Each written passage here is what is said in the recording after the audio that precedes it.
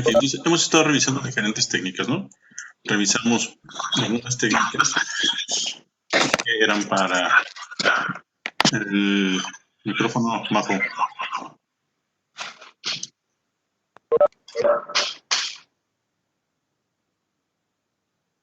Ok, ya. Algunas técnicas pues que eran para detección, otras técnicas que vimos que eran para identificación de impactos ambientales, y ahorita estamos revisando lo que son las técnicas para la evaluación como tal. Vimos una serie de matrices, que son todas las que tenemos aquí, lo que son algunas simulaciones, que esos nomás los comentamos de manera superficial porque son mucho más complejos y nada más hicimos la referencia a algunos de los que ustedes conocían, como por ejemplo las plumas de dispersión para contaminantes, para las plumas que tenían una distribución gaussiana. En la sobreposición de capas, pues comentamos que teníamos los diferentes layers, que se iban poniendo diferentes capas y que estos se iban contrastando, que eran lo que eran los sistemas de información geográfica. Y vimos diferentes tipos de matrices, que dependiendo del manejo que le dábamos a la matriz y de la información que estábamos incorporando, o la clasificación que se hacía dentro de ella, podemos ir pasando de la matriz de acercamiento a una matriz de interacción, a una matriz de ponderación, una matriz cualitativa ponderada, o ya a la más compleja, que es la matriz de Leopold, que nada más la vimos de manera somera y que hoy vamos a retomar. Y habíamos visto también la parte del método de Bater-Columbus, que comentábamos que era uno de los más robustos, pero que tenía un problema. Y que el problema que encontramos en esta metodología es el índice de calidad ambiental. Porque si bien la importancia relativa de cada uno de los 78 factores que intervienen en la metodología, pues ya la tenemos señalada por el propio método, que es esta que tenemos ahorita en pantalla. Los valores del índice de calidad no los teníamos y había que estar obteniendo valores de este índice para cada sitio. O a lo mejor sí podemos hacer algunas generalizaciones, pero que no existían. Por ejemplo, para México no existen, entonces tendríamos que generarlas, ¿no? Y comentábamos también que otro de los problemas, o más bien uno de los problemas para generar estos índices aquí para México, es la gran diversidad de ecosistemas y la gran diversidad de climas y de condiciones físicas y orográficas, etcétera, que tenemos. Entonces, que tendríamos que generar a lo mejor indicadores o índices para las diferentes regiones o para ciertas características bióticas, ¿no? Entonces, esto complica mucho las cosas, considerando también la extensión territorial del país. Entonces, donde se había estado aplicando, creo que era Francia principalmente, pues relativamente tiene una homogeneidad en paisaje, ¿no? Entonces, no tiene tantas variaciones como nosotros y fue relativamente más fácil obtener estos índices. Okay. Después platicábamos de la evaluación rápida, que eran algunos índices, y lo que decíamos que esta evaluación rápida era una modificación de una lista de verificación. Que la diferencia sustantiva que teníamos es que en la lista de verificación nada más tenemos los elementos y los palomábamos como tal, pero eran elementos casi cuestiones cualitativas. Y en el caso de la evaluación rápida, nosotros utilizamos como referencia algunos parámetros o algunos valores que se encontraban o en normas oficiales mexicanas, a lo mejor en normas mexicanas también, o en algunos estándares o parámetros internacionales. Veíamos el ejemplo que está en pantalla, que es sobre calidad del agua, y teníamos los diferentes rangos, ¿no?, de los valores permitidos. Nosotros asumíamos a la hora de estarla llenando que si se encontraba dentro del valor establecido o por debajo del valor establecido, pues entonces no habría impacto o el impacto sería muy leve.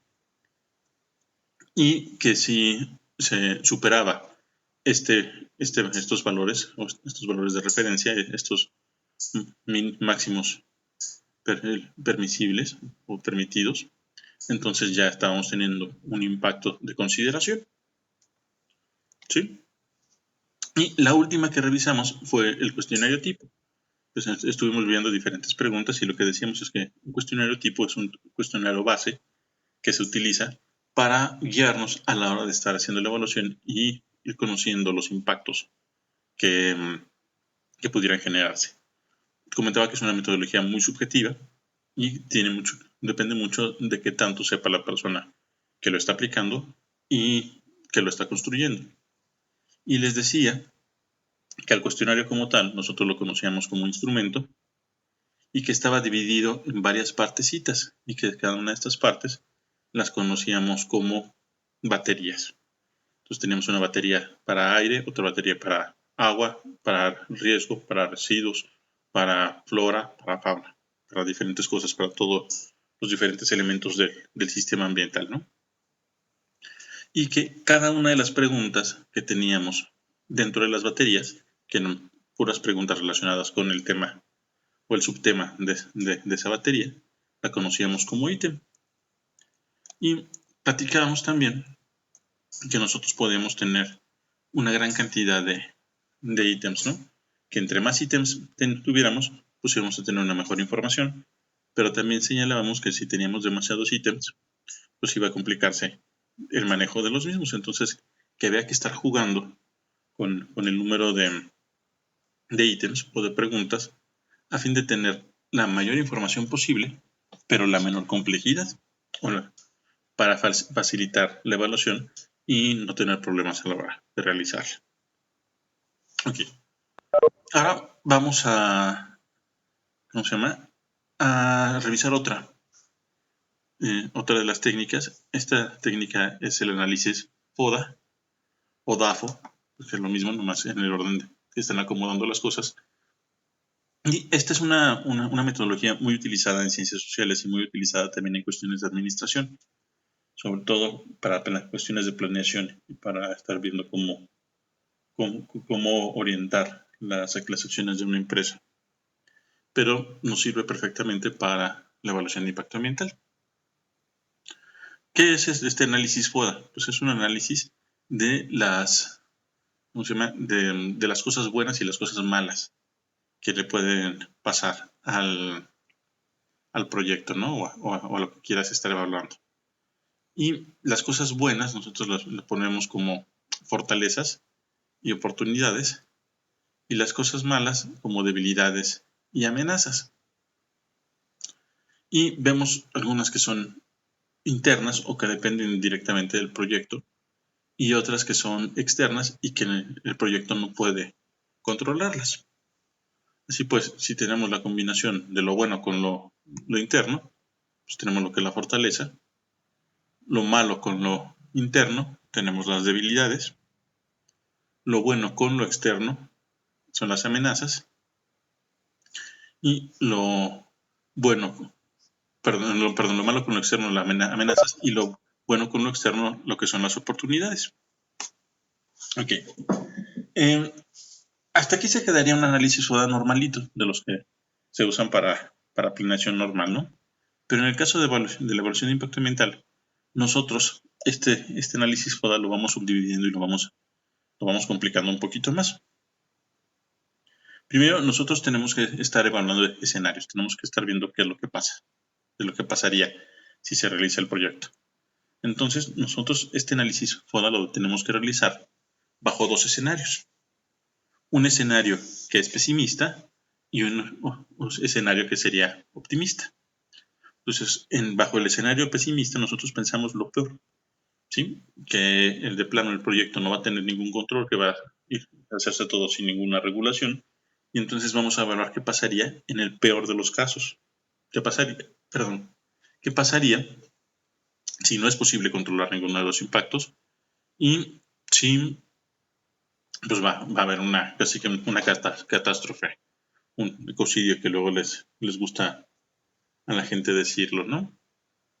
Y en el escenario optimista, pues al contrario, ¿no? Pues estaremos evaluando una situación en la cual todos los impactos son controlables, o de plano no hay impactos, ¿sí? Pero aparte de evaluar estos dos escenarios, también nosotros evaluamos diferentes ambientes. En las evaluaciones normales o tradicionales de los FODAS, pues hacen una mezcla del ambiente social y el ambiente económico, tradicionalmente. Aunque puede haber otras variaciones, ¿no? Pero aquí nosotros lo que vamos a hacer es considerar 4 tipos de ambientes para cada una de estas evaluaciones. Vamos a considerar el ambiente natural, vamos a considerar el ambiente social, el ambiente económico y el ambiente que sería construido o lo que sería infraestructura. ¿Sí? ¿Y qué vamos a hacer después? Pues vamos a ir viendo para cada uno de estos cuadrantes, que sería el natural, social, infraestructura y económico, cuáles son las fortalezas que tenemos, cuáles son las debilidades, cuáles son las amenazas y cuáles son las oportunidades. ¿Sí? Aquí tenemos un ejemplo, ¿no? Dentro de un escenario pesimista y para el aspecto natural, pues tenemos que la realización de un proyecto podría causar que no se implementara un plan integral de atención a la problemática del agua. ¿Sí? El no implementar este plan es una cosa mala. ¿Sí? Entonces pudiera ser o una debilidad o una amenaza. Aquí habría que ver qué cosa qué sería. Si esta no implementación fuera por causa del propio proyecto, de una mala planeación del proyecto, entonces estaremos hablando de una debilidad. Si es a causa de pues, algún problema político o alguna bronca con autoridades, pues entonces estaremos hablando de una amenaza. ¿Sí? Ok, aquí tenemos otro, ¿no? Falta de políticas de distribución de la riqueza. Este está dentro del cuadrante social. Nuevamente seguimos en el escenario pesimista. Y aquí está claramente identificado que se trata de una amenaza. Porque el momento que tú estás hablando de políticas, estás hablando en general de acciones de gobierno. Pues no es tanto de la empresa en este caso. ¿Sí? En el caso del escenario optimista vamos a ver algunos, ¿no? Se reduce la producción de residuos sólidos y se mejoran sus técnicas y prácticas de manejo. Entonces, esta es una cuestión que está relacionada con la parte natural, porque tiene que ver con las afectaciones al ambiente, control de la contaminación. Al haber una reducción de residuos y mejorarse las prácticas, eso se entiende que es una cosa interna del proyecto. Entonces estamos hablando de una fortaleza. ¿Sí me explico más o menos? Contesten. ¿Sí? Yo creo que el análisis FODA supongo que ya lo han de ver realizado, ¿no? En alguna otra de las materias. ¿O no? Sí, el taller de imaginación. Sí, ¿no? Entonces me parece que es una técnica que no tiene tanto problema. Así que nada más revisar el proyecto y ir viendo qué cosas te va a generar, ¿no? Y ver qué te puede ayudar o qué te puede perjudicar al proyecto para su realización. De todas formas, si hay alguna duda a la hora de estarlo realizando, pues me pueden preguntar y vamos orientando. Ok, seguimos. La última de las técnicas, ya para regresar a la matriz de Leopold, son lo que son las entrevistas y las encuestas. ¿Sí? Y estas pueden ser consideradas como instrumentos de evaluación de impacto ambiental siempre y cuando sean diseñadas con una orientación para este propósito. ¿Sí? Y puede ser de dos formas. Puede ser para conocer la opinión de algunos expertos o que conocen la problemática ambiental, o también pueden servir para un sondeo y para ir viendo qué es lo que piensa algún grupo de población, una determinada, ¿cómo se llama? Una categoría etaria o alguna cosa así, sobre el desarrollo de algún proyecto. Y esto sobre todo para evaluar los impactos sociales, ¿sí? La parte de las preguntas a los expertos sí es para evaluar impactos sobre el ambiente natural o sobre o cuestiones económicas, pero la parte de las encuestas va más bien sobre ambiente social. Porque nosotros asumimos que la mayoría de las personas a las que se va a aplicar no tienen un conocimiento amplio de la materia, y entonces nada más estamos recabando sus opiniones, estamos recabando lo que sienten con respecto a si se realiza o no se realiza un proyecto, o las afectaciones que ellos consideren que pueden estarse presentando, ¿no? Ok. Estamos viendo, o vamos a ver juntos la entrevista y la encuesta, porque en realidad son parecidas. Pero vamos a ir viendo qué consiste una y qué consiste la otra. Ok. ¿Qué característica tiene? Bueno, primero hay que decir que tanto la entrevista y la encuesta son una serie de preguntas, son cuestionarios, ¿sí? Pero a diferencia del cuestionario tipo, que en el cuestionario tipo es un instrumento muy largo, porque lleva una gran cantidad de preguntas, una gran cantidad de ítems, les decía, ya estructurado por baterías. En la entrevista nosotros tenemos en la entrevista y en la encuesta, perdón, tenemos una pequeña cantidad de preguntas y muy específicas. ¿Esto para qué? Pues para no saturar a las personas y para que no las puedan responder rápido, ¿no? El cuestionario tipo regularmente nos lo aplicamos a nosotros mismos o algunos de la gente que nos está ayudando a hacer la evaluación, y la entrevista y la encuesta se la aplicamos a gente externa.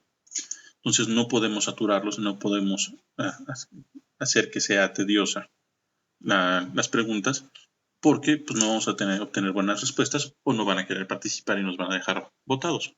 Sobre todo en el caso de las encuestas, las entrevistas, como que no hay tanto problema porque se supone que ya son de hasta la persona o el experto que le vas a preguntar y ya está dispuesto a tomar parte de su tiempo para contestarla, ¿no?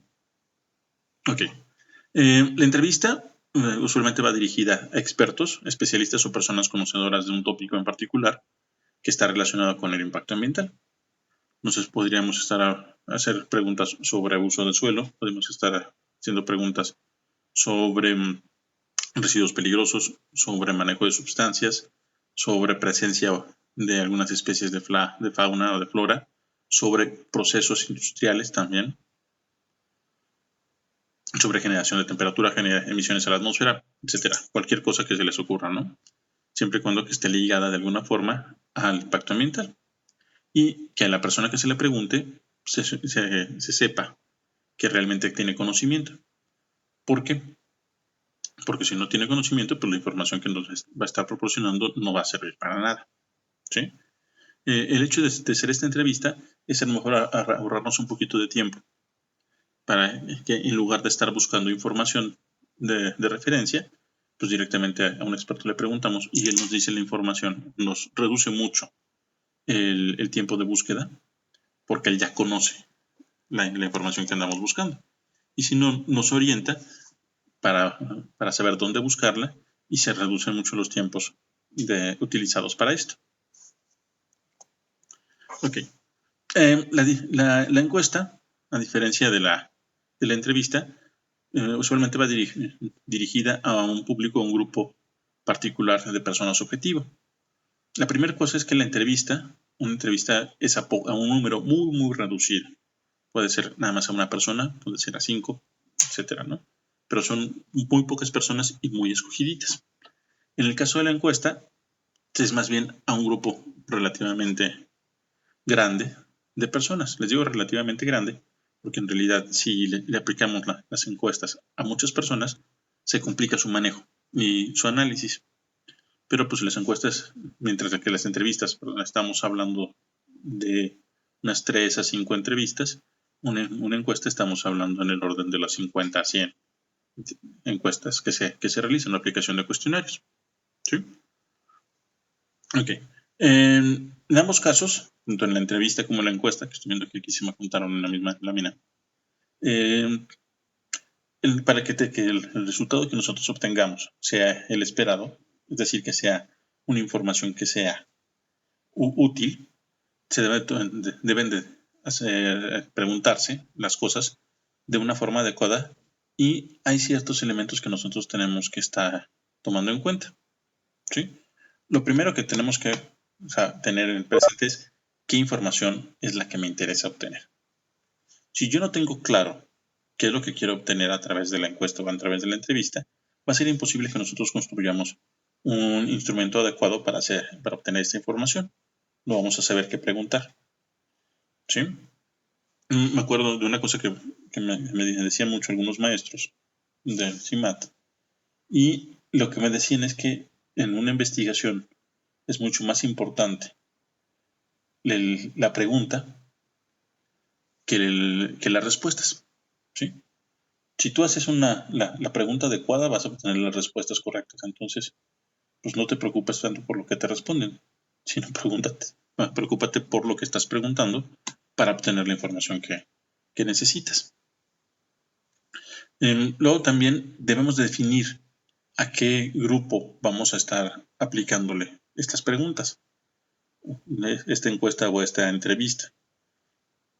Si nosotros lo vamos a aplicar a un grupo de profesionistas o lo vamos a aplicar a gente común y corriente, ¿sí? Y también tenemos que ver algunas otras cuestiones, como las categorías de edad que tienen o el género que tienen, ¿sí?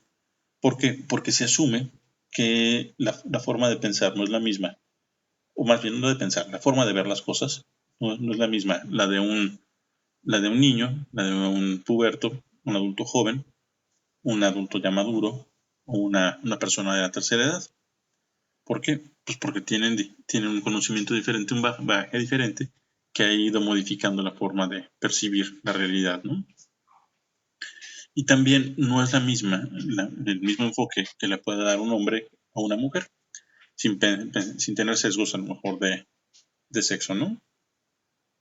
Pero hay otra información o hay otros intereses que a lo mejor no se ven tan reflejados en parejo, ¿no? En toda la población. Entonces, por eso hay que considerar esto. Una cuestión que tenemos que ver es que las preguntas deben de ser sencillas y directas y evitar tecnicismos. Aquí hay una cuestión. En el caso de las entrevistas, nosotros sí podemos utilizar tecnicismos. ¿Por qué? Porque se supone que le estamos preguntando a una gente que sabe del tema. Y como es una gente que sabe del tema, entonces conoce todas las definiciones y todos los aspectos relacionados con el tema. Entonces va a entender perfectamente qué es lo que estamos pidiendo y lo que le estamos preguntando. Pero si nosotros estamos aplicando una encuesta, nosotros vamos a tener mucha gente que a lo mejor no tiene ni idea de lo que le estamos preguntando. Entonces hay que evitar utilizar estos tecnicismos o palabras domingueras y utilizar un lenguaje lo más llano y lo más sencillo que se pueda, ¿no? ¿Por qué? Porque de esta manera la gente a la cual nosotros le vamos a estar preguntando va a comprender exactamente y va a saber exactamente qué es lo que nosotros queremos saber, ¿sí? Si empezamos a utilizar tecnicismos, pues vamos a tener que estar explicando qué es lo que quiere decir cada una de estas palabras y entonces pues se vuelve tedioso, la gente se desespera, ya no quiere contestar y pues se va alargando también todo la adquisición de información.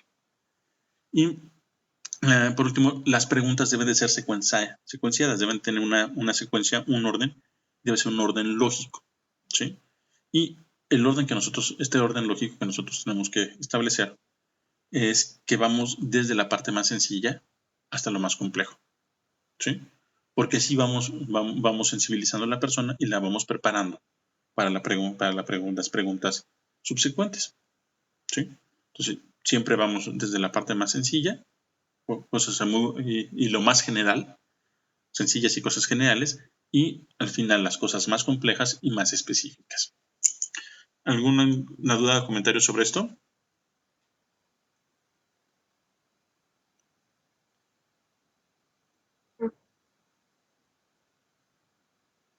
¿No? No. Ok, voy a retomar un poquito de esto mismo. Entonces, nosotros tenemos que, antes de hacer la entrevista o la encuesta, nosotros tenemos que preparar nuestra batería de preguntas, ¿sí? Les digo que son poquitas preguntas las que nosotros necesitamos aplicar. En el caso de cuestionario tipo, pues estamos hablando de 50 preguntas, lo mejor o más, ¿no? En una encuesta, lo recomendable son 5 preguntas, ¿sí? 10 preguntas cuando máximo. Y preguntas así, dependiendo de que lo que estemos hablando, podemos pensar en preguntas abiertas o preguntas cerradas. Sí recuerdan la diferencia entre una y otra, ¿verdad? Sí. Sí, ok, bueno, perfecto. Entonces, en una encuesta usamos, pues, de preferencia preguntas cerradas, que se preguntan, que sean con sí o no, o con una palabra cortita, ¿no? En el caso de las entrevistas, todas las preguntas que nosotros hacemos son preguntas abiertas. ¿Por qué? Porque si nos interesa que se explaye o que diga todo lo que conozca del tema la persona a la que estamos entrevistando, ¿sí? En el caso de la encuesta, no. ¿Por qué?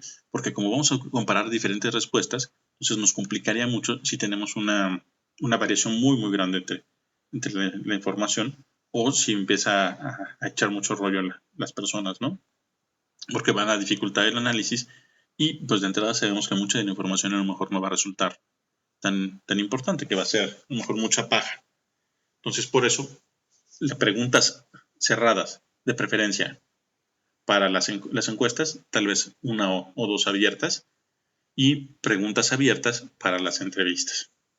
Una entrevista pues, también puede ser de 5 a 10 preguntas, depende de la complejidad de la pregunta y qué tan amplia sea, ¿no? Si son preguntas muy, muy generales, pues entonces nosotros podemos hacer menos preguntas, ¿no? Si nosotros tenemos preguntas muy, muy concretas, entonces podemos aumentar el número de preguntas, pero de preferencia no superar las 10. A lo mejor 15 ya en un caso muy, muy extremo, pero de preferencia 10. Y en encuesta también 5 preguntitas, máximo 10 preguntas. Ok, vamos a regresar a los métodos matriciales y vamos a revisar una variación del análisis FODA. Ok, se me hace que esto no quedó tan como quería.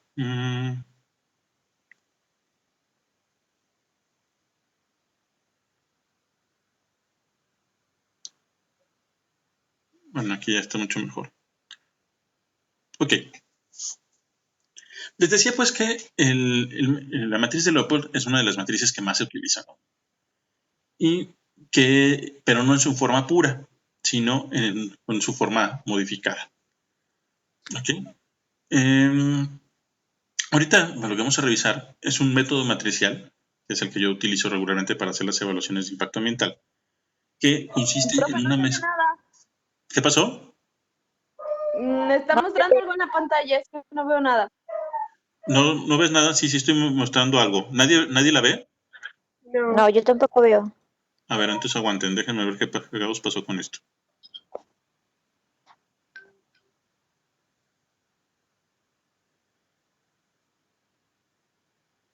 ¿Ahora sí?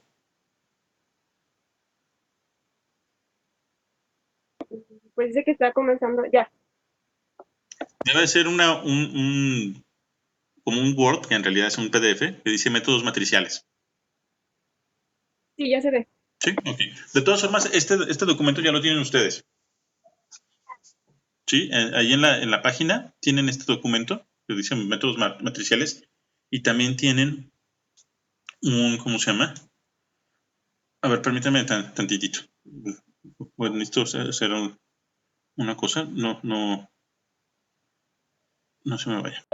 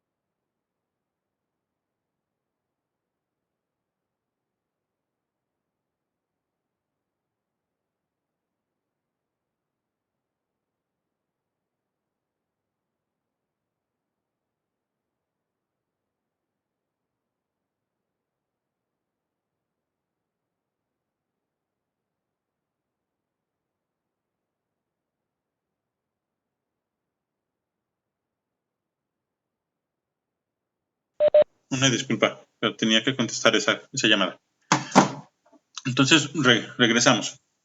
Les estaba diciendo que este era un método que yo utilizaba, que es una mezcla o una serie de matrices que están ligadas, ¿sí? Son matrices de Leopold modificadas. Y se construyen 3 matrices. Tenemos una primera matriz que se llama matriz de identificación de interacciones potenciales. Tenemos una segunda matriz, que es la matriz de caracterización de impactos ambientales. Y tenemos una, ¿cómo se llama? Tercera matriz, que es una matriz de importancia de impactos ambientales. ¿Y qué es lo que estamos haciendo nosotros? Lo que hacemos aquí es establecer diferentes niveles de análisis. En la matriz de identificación de impactos potenciales, lo que nosotros estamos haciendo es la detección. Entonces, lo único que hacemos es que dentro de la matriz se marcan las diferentes las interacciones que nosotros podemos detectar, ¿sí? En el caso de la segunda matriz, de la de caracterización, se caracterizan los impactos. ¿Qué quiere decir esto? Que vamos asignando valores a diferentes parámetros, a diferentes elementos que pueden tener los impactos, y vamos construyendo como una especie de código, una especie de clavecita para ellos, ¿no? Y en la última, que es en la de importancia, estas claves se transforman en valores numéricos. Y entonces nosotros ya podemos determinar cuáles son los que son más significativos y los que son menos significativos. ¿Queda claro esto? Ahorita les voy a explicar más o menos cómo está, ya con más detalle. Ok. Para hacer la caracterización, nosotros utilizamos diferentes criterios, ¿sí? ¿Y cuáles son estos criterios? En realidad, podemos utilizar los que se nos den la fregada gana, que es lo que ya les había dicho mucho, ¿no? Podemos utilizar lo que nosotros queramos, siempre y cuando estemos justificando de una manera adecuada porque los utilizamos. Ok. Para este método en particular, que es el que les estoy proponiendo y que es el que les pasé, los elementos o los criterios de caracterización que se utilizan son el signo, el plazo de manifestación, el efecto, la duración, la reversibilidad, la acumulación, la periodicidad, la recuperabilidad, la extensión y la intensidad del impacto, ¿sí? ¿Y qué es cada una de estas cosas? Bueno, el signo, ¿qué me pasó aquí? Es un criterio que define como el sentido de incidencia del impacto, siendo caracterizado sobre uno o varios elementos del medio natural o antrópico y en el que se desarrolla el proyecto. Y los valores que adquiere es un signo de más o un signo de menos. El signo de más si el impacto es benéfico y un signo de menos si el impacto es perjudicial. Tenemos otro que es el plazo de manifestación, es cuánto tiempo tarda en que se presente el impacto una vez que se realizó la actividad. Y los elementos que los valores que puede adquirirse son largo plazo, cuando tarda más de 5 años en manifestarse, mediano plazo, cuando se presenta entre 1 y 5 años, y corto plazo, cuando se presenta en menos de un año o casi de manera inmediata. Largo plazo lo marcamos con una L, mediano plazo lo marcamos con una M, corto plazo con una M minúscula, mediano plazo M mayúscula, corto plazo M minúscula, ¿sí? Y luego tenemos lo que son los efectos, el efecto. Y el efecto se refiere a la relación causa-efecto que tenemos en los impactos. Si el impacto es causado directamente por la acción de la actividad o si se presenta como resultado de otra acción, ¿no? Cuando veíamos el método de redes veíamos algunos que eran primarios y otros que eran secundarios. Entonces, todos los que son primarios pues tienen un efecto directo y todos los que son secundarios, terciarios, etcétera, tienen efectos indirectos, ¿sí? Ok, entonces directo lo marcamos como una D e indirecto, perdón, con una D mayúscula, indirecto con una D minúscula. La duración es qué tanto tiempo se presenta el impacto, ¿sí? Hay algunos impactos que se presentan ya constantemente y durante toda la vida útil del proyecto, y hay veces que hasta más de lo que dure. Hay otros que tienen un tiempo muy definido, corto, y hay otros que pues, a lo mejor desaparecen inmediatamente. Entonces, cuando hablamos de un impacto permanente, el valor que adquiere es una T minúscula. Cuando, ¿cómo se llama? No tiene menos, bueno, cuando es permanente, que su vida es menor a 10 años, o la presencia o la, ¿cómo se llama? La manifestación de los efectos. Entonces estamos hablando de un impacto temporal y lo marcamos con una T mayúscula. Estos valores o estas literales que estoy poniendo son literales que yo decidí, ¿sí? En función de lo que manejaban algunos autores. Ustedes pueden darle otros valores. La única cosa es que se pueda distinguir. ¿Ok? Y los impactos temporales pueden ser no pueden ser larga, media o corta la vida que pueden tener. ¿Sí? Ok. En la reversibilidad, este es el criterio que describe si el impacto tiende a desaparecer con el tiempo o con la simple acción o resiliencia del sistema. Hay algunos impactos en los cuales solitos se corrigen. Hay otros impactos en los que tiene que haber intervención humana para que pueda corregirse. Entonces, cuando es reversible, es decir, que se corrige solo, lo marcamos con una R mayúscula. Y cuando es necesaria la intervención humana, lo marcamos con una R minúscula. En la parte otro de los criterios es acumulación. Y este se refiere al efecto sinérgico, es la forma en que se van agrupando o van desarrollándose de manera conjunta varios impactos. Y que tienen efectos mucho mayores que la simple suma de los efectos individuales, ¿no? Si se trata de un impacto sinérgico, nosotros lo denotamos con una S mayúscula. Si se trata de un impacto acumulativo, con una A mayúscula. Y si es un impacto simple que no reacciona o no interactúa con otros, con una S. ¿Cuál es la diferencia entre sinérgico y acumulativo?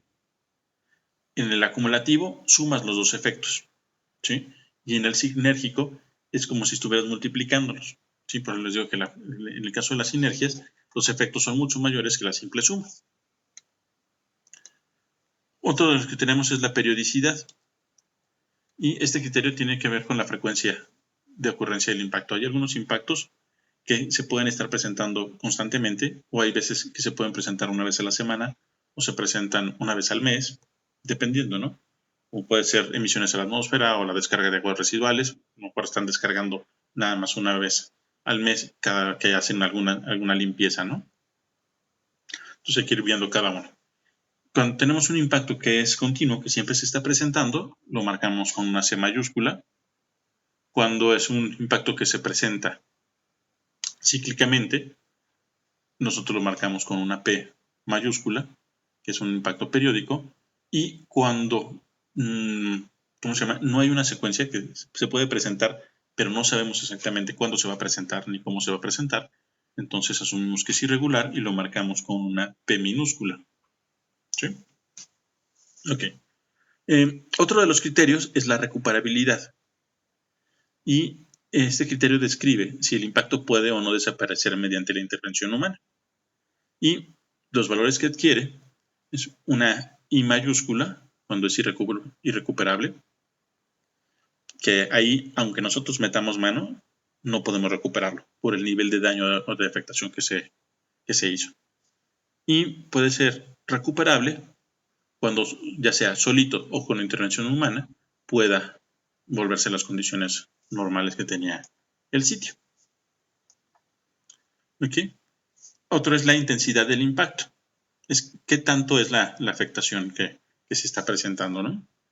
Tenemos tres categorías, o tres valores dentro de este criterio, que es el notable, cuando el efecto se manifiesta, ya moví esto, perdón, Notable es cuando el efecto se manifiesta muy claramente y podemos verlo muy bien. Media, cuando el impacto se manifiesta como una alteración ligera del ambiente. Y mínimo, cuando prácticamente no detectamos nosotros la presencia del impacto, ¿sí? Cuando no es observable, ¿no? Prácticamente. Ok. Y nosotros hacemos una valoración de los impactos, ¿sí? Si se fijan, hay una formulita que está aquí. Y esta formulita lo que está haciendo es ir conjuntando los diferentes criterios que revisamos y obtenemos un valor numérico a partir de estos criterios. Estamos viendo en puras literales ahorita y estas literales pues no las podemos sumar ni las podemos multiplicar. Entonces estas literales nosotros las transformamos en algunos valores numéricos para poderlos estar utilizando, ¿sí? Y al momento de que nosotros ya utilizamos o lo transformamos en estos valores numéricos, pues ya podemos aplicar la fórmula, ¿sí? Las literales o las letritas son para la matriz de caracterización, ¿sí? Para la segunda matriz. Y ya para la tercera matriz, que ya es donde estamos haciendo la evaluación, es en donde utilizamos ya esta fórmula, ¿sí? Ok. Tenemos un poquito sobre tiempo.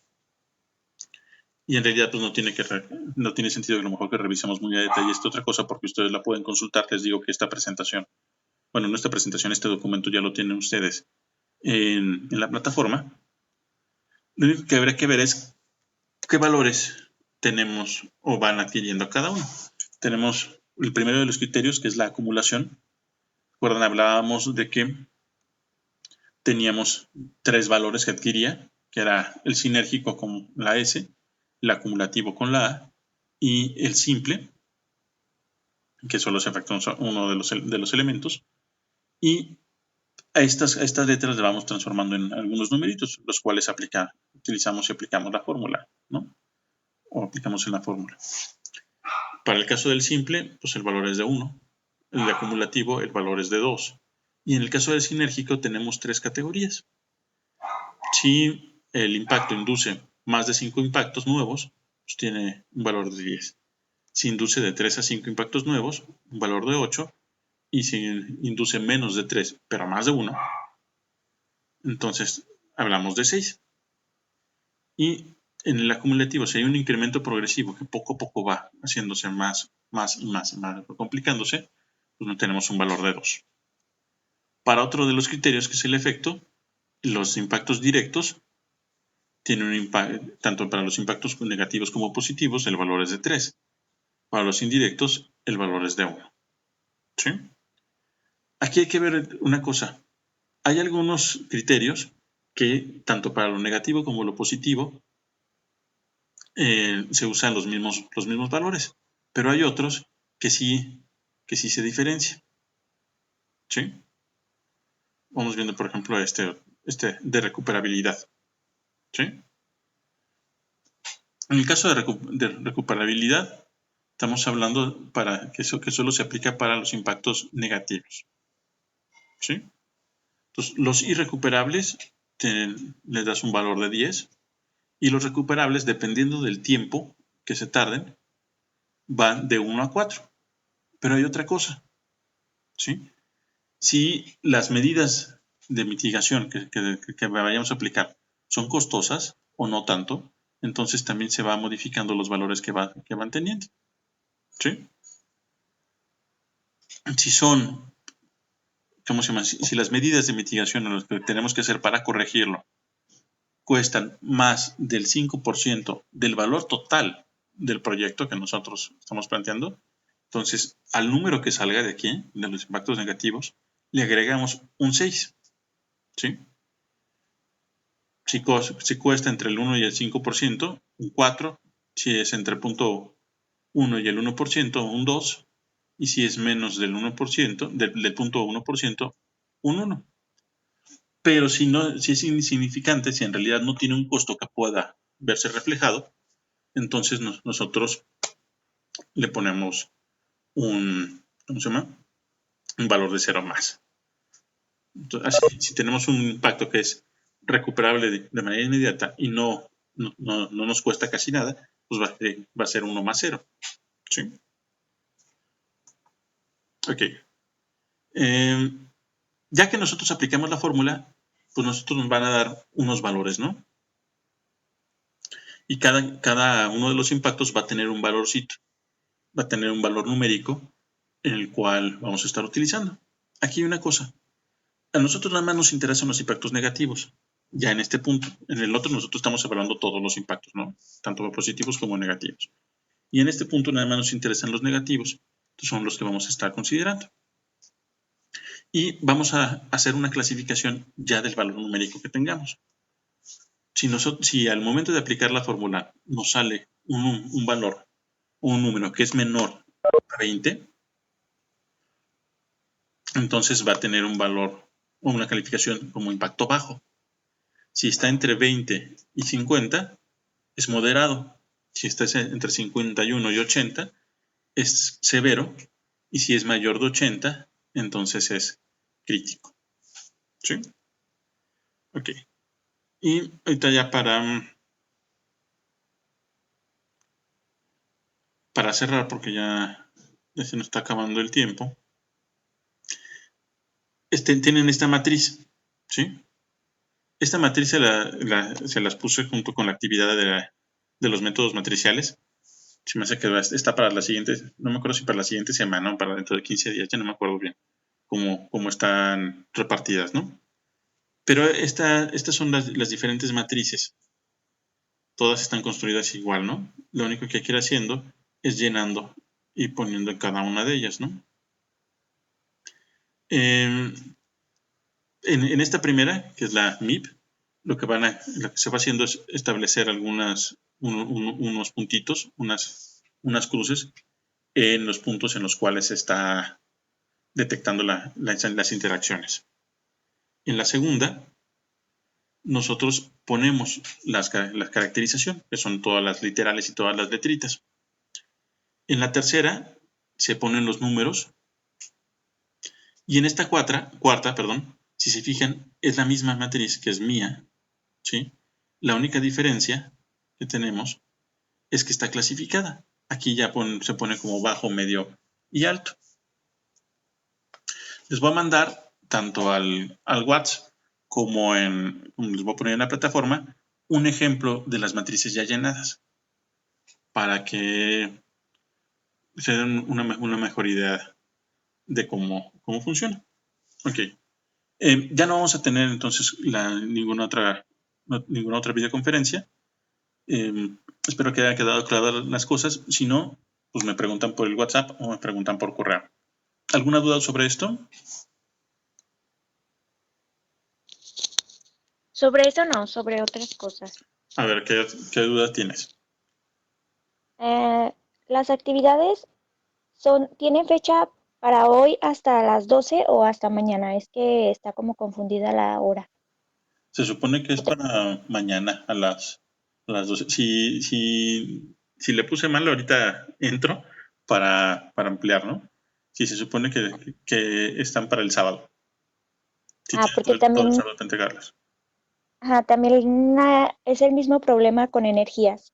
Ok, entonces voy a revisar estas dos para ver que quede bien. Sí, la fecha de entrega es el 9. El 9 a las 23:59 como máximo. Ok. Y otra duda, en cuanto a las actividades que se entregan esta semana, que es la matriz de interrelación, la lista de De checklist, verificación. Ujú. y la de matriz Haddock o Haddock. Ad hoc. Ujú.